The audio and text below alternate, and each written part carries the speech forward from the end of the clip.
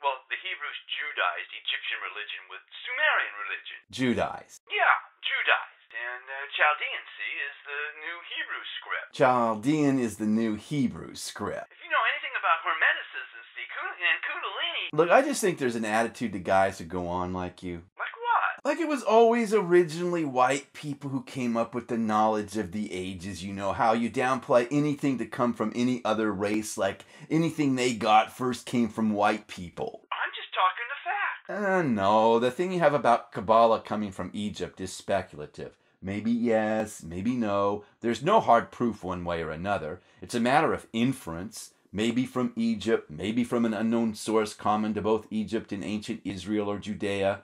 Maybe some intermediary between the source, whatever. Lots of different possibilities. All we have nowadays on this score is where the Jews took it and where to go from there. No! The gobbledygook you guys babble on about that's supposed to come from Egypt or Atlantis is the secret of secrets in the book, so-called. Just rehashes some theosophical ideas that were popular at the time. You like it because it brings together things you like. That's all. It doesn't mean it was written by an Atlantean named Thoth. Give me a break. Now, wait a minute. And to get as wound up about it as you do suggests to me you're trying to diminish the Judaic contribution to occult studies. Huh? You don't like Jews. I like good Jews. Uh-huh. And what's a good Jew? A good Jew tells on all the other Jews. You don't even know that? Okay, YouTube, listen up. As much as the Lucifer series would like to maintain an impartial stance toward all the major messes on this planet, the terror of the situation in the United States now demands that we declare a political gang affiliation. So here it is. We're non-racist, non-sexist, pro-labor, and pro-nature. Pro-sex. The original mystic race was blue!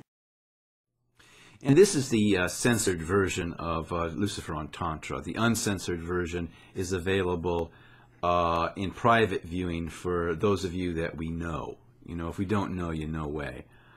We made it exactly the way we wanted to make it, but because we wanted to promote it, we realized from past experience that YouTube's really uptight about sexual content, almost of any kind at all. So you just have to sort of stay under the radar. Nothing we do is anything they would pull our account for because it's in good taste, but they will restrict it, and that means you can't promote it.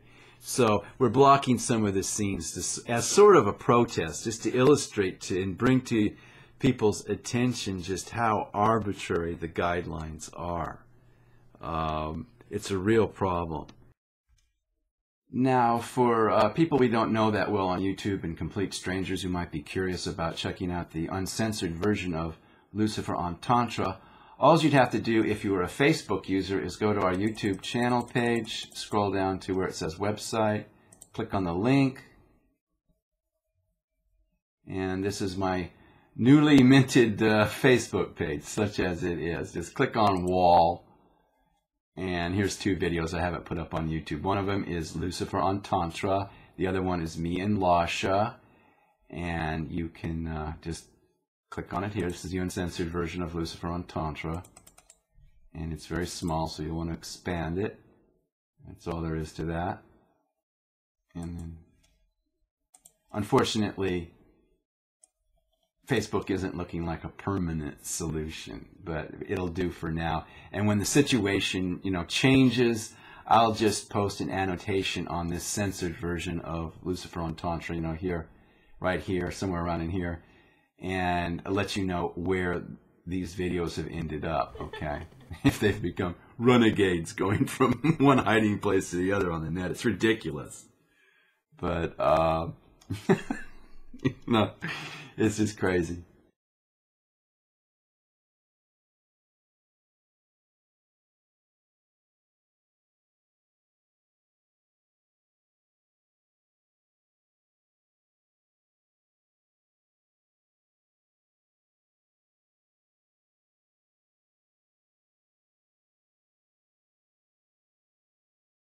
Hello YouTube from your Uncle Lucifer.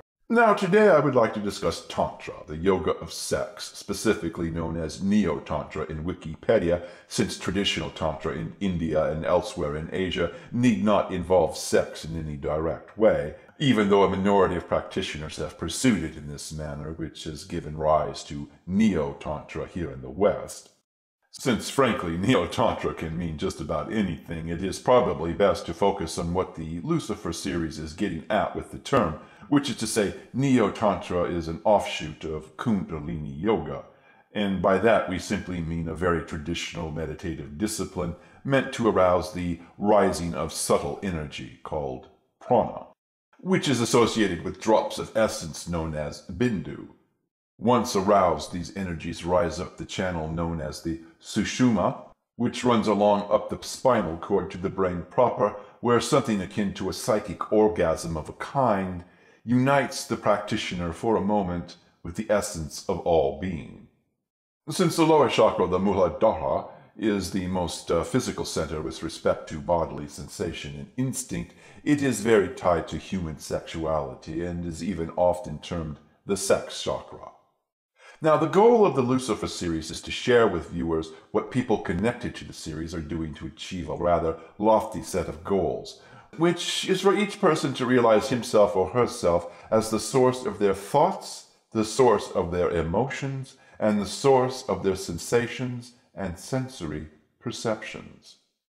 While for the Lucifer series, becoming the source of one's thoughts is a question of the study of Kabbalah, especially an investigation into the esoteric meaning of G.I. Gurdjieff's Beelzebub's tales to his grandson, and while becoming the source of one's sensations tends to be a matter of basic Zen practice of nowing and being immediately present, the very challenging task of becoming the source of one's emotions tends to be so bound up in sex that it is only to be expected that meditation to do with Tantra or sex magic might be worth looking into. And because sex is so obviously ensconced in sensation and would even seem to constitute a link between sensation and emotional release, it would seem ideal for pursuing if one could find a way of making this most ego-involved impulse somehow more transcendent than it usually is.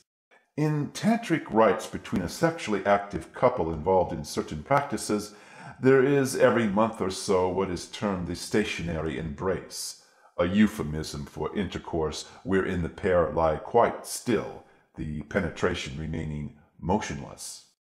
Sounds dull, doesn't it? And I suppose without training the couple would quickly lose the moment, and arousal on both sides would simply subside, ending in a non-event. But with training, the couple achieves psychic union of a joyful kind without any ejaculation taking place. It is craving that makes sex so suspect to the religions of your planet. Desire has a certain purity in its urgency that only becomes a problem when it turns obsessive and fixated and thus depersonalized, wherein one either objectifies one's partner or one objectifies one's self. Meanwhile, I must insist that the rising of the Kundalini force, the so-called serpent fire, is much easier to tap into when one is visualizing sex, I assure you, especially for men, even though there is a paradox to this that I will have to get to in later videos. I think I want to add something about Zen. Zen was mentioned in passing as being good for getting in touch with your sensations and sensory perceptions, and I don't want to step on anybody's toes as a student of Zen who knows and realizes it's more than that. It's as much about getting in touch with the source of your thoughts and your emotions as your sensations. And the ultimate Zen experience is Satori. That's the Japanese Buddhist term for enlightenment. I even experienced Satori once, many moons ago, and it's a very heavy experience, only lasts a few minutes, and the rest is this elevated state that lasts for a few weeks, and then you're back to where you started, which is one of the problems I have with Zen. That, and it's all tied to a monastic lifestyle, which gets pretty institutional, very artificial, but that's another issue.